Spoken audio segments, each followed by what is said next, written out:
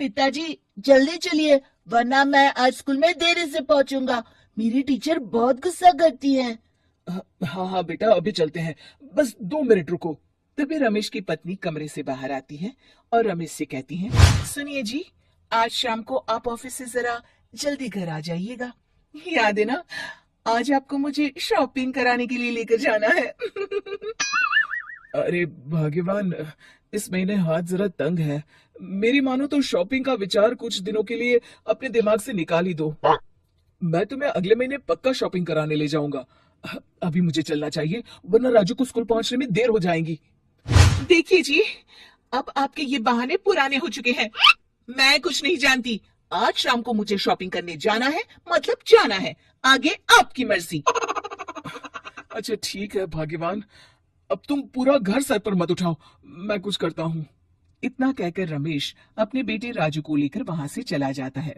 घर से निकलने के लिए रमेश जैसे ही अपनी मोटरसाइकिल शुरू करता है, तभी उसकी माँ उसे आवाज देकर कहती है, अरे रमेश, आज शाम को मुझे कुछ पैसे दे देना। याद है ना, मैंने तुझसे कहा था कि मुझे मंदिर में चढ़ावा चढ़ाना है। अरे माँ, मेरी तनख्वाह आने में अभी 10 दिन बचे हैं। अभी मेरे पास बिल्कुल पैसे नहीं है। हाँ, मेरी तनख्वाह मिलते ही मैं तुम्हें पैसे दे दूंगा। रमेश की माँ चिढ़कर कहती है, अरे तेरा दिमाग तो खराब नहीं हो गया? मैंने तेरे भरोसे मंदिर के पुजारी जी से वादा कर दिया है और तू कह रहा है कि पैसे नहीं है। अब मैं पुजारी जी को क्या जवाब दूंगी? तुझे तो मेरी इज्जत की भी कुछ परवाह नहीं है। अच्छा ठीक है माँ, अब तुम गुस्सा मत करो, मैं शाम तक कुछ इंतजाम करता हूँ। इतना कहकर रमेश वहां से चला जाता है। फिर दोपहर को जब रमेश अपने दफ्तर में बैठा होता है, तब उसे अपनी पत्नी और माँ की बातें याद आती हैं। रमेश अपने दफ्तर के एक साथी मोहन से कुछ रुपए उधार मांगता है। अरे भाई मोहन, मेरा एक छोटा सा काम कर दो, मुझे कुछ रुपयों की सख्त जरूरत है।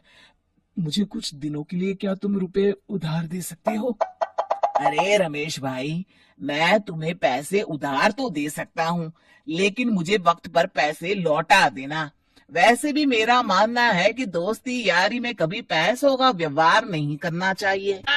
ये कहावत तो तुमने सुनी ही होगी कि उधार प्रेम की कैंची है। मैं नहीं चाहता कि पैसों को लेकर हमारा रिश्ता खराब हो। अरे मोहन, तुम बिल्कुल चिंता मत करो, मैं तुम्हारे पैसे वक्त पर लौटा दूंगा। फिर मोहन रमेश को पैसे दे देता है। शाम को घर आकर रमेश कुछ पैसे अपनी माँ को देता है और साथ ही अपनी पत्नी को भी शॉपिंग कराने बाजार लेकर जाता है। रमेश की पत्नी और उसकी माँ का स्वभाव जरूरत से ज्यादा खर्चीला होने के कारण दोनों हमेशा बेवजह पैसे खर्च करती हैं। फिर एक दिन, सुनिए जी, अगले हफ्ते हमने छुट्टियों में कहीं बाहर जाने का प्लान बनाया था। आपने पैसों का इंतजाम कर लिया ना? अरे अभी कहाँ, अभी तो मेरे पास बिल्कुल पैसे नहीं है। हम कभी और चले जाएंगे। देखिए जी, मैंने सभी सहेलियों से कह दिया है कि मैं बाहर घूमने जा रही हूँ। अगर मैं नहीं गई तो सब मुझ पर हंसेंगी। आप कहीं से भी पैसों का इंतजाम कीजिए जी।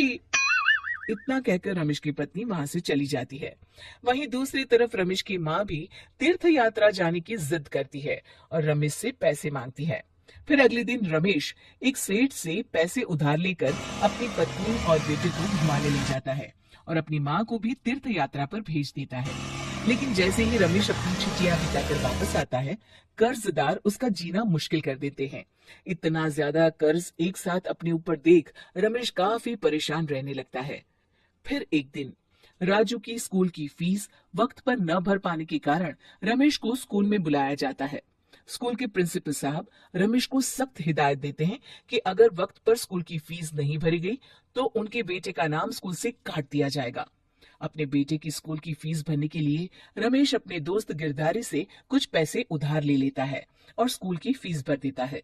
रमेश की माँ और उसकी पत्नी खर्चे और घर की जिम्मेदारी संभालते संभालते धीरे धीरे रमेश पूरी तरह कर्ज में डूब जाता है।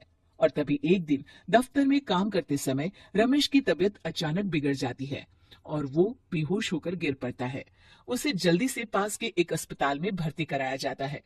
रमेश के घर वालों को ये बात पता चल जाती है तो वे सभी अस्पताल पहुंचते हैं। अस्पताल के डॉक्टर साहब उन्हें बताते हैं, देखिए, देर रात तक जागने और जरूरत से ज्यादा काम करने की वजह से इन्हें चक्कर आ गया था। बेहतर यही होगा कि इन्हें कुछ दिनों के लिए पूरी तरह आराम करने दिया जाए।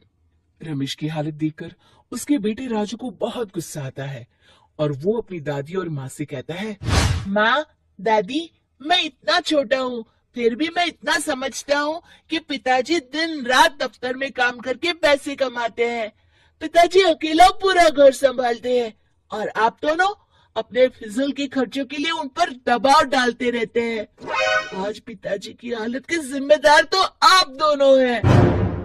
राजू की समझदारी भरी बातें सुनकर रमेश की माँ और पत्नी को अपनी गलती का एहसास होता है और दोनों की आंखों में आंसू आ जाते हैं। फिर कुछ दिनों के बाद रमेश की तबीयत एकदम अच्छी हो जाती है और वो पहले की तरह अपने काम पर जाने लगता है। रमेश की माँ और पत्नी अब उसे किसी प्रकार की कोई तकलीफ नहीं देते और ना ही उससे किसी चीज की मांग करते हैं। फिर देखते ही देखते रमेश अपने कर्ज के सारे पैसे चुका देता है। उसकी जिंदगी पहले की तरह अच्छी हो जाती है और वो अपने परिवार के साथ खुशी खुशी रहने लगता है। शिक्षा, हमारे रिश्ते एक तराजू की तरह होते हैं जिसकी दोनों ओर जिम्मेदारी और समझदारी का वजन बराबर होना चाहिए। Goodbye.